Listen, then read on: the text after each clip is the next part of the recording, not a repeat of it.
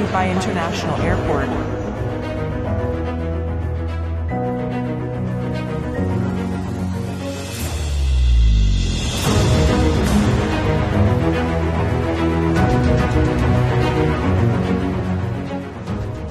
تم تخصيص غرفة للكشف عن كوفيد-19 باستخدام الكلاب الإبليسية بمطار دبي الدولي.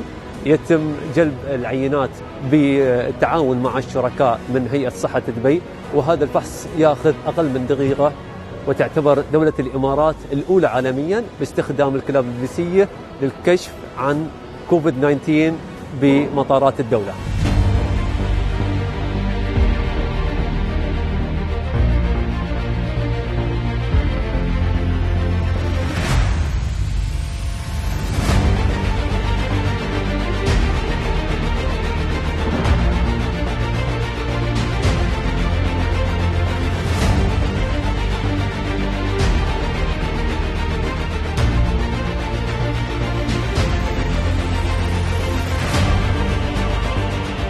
أنا كنت فاكر إن في البي سي ار بس للكشف على الكورونا، ولكن أنا لسه عارف النهارده إن في كمان الكشف عن طريق الكلاب البوليسية. يعني يشمون ريحة البشر ويشخصون الكوفيد 19. The test was very fast, absolutely easy to do, and I was surprised that it was available upon arrival.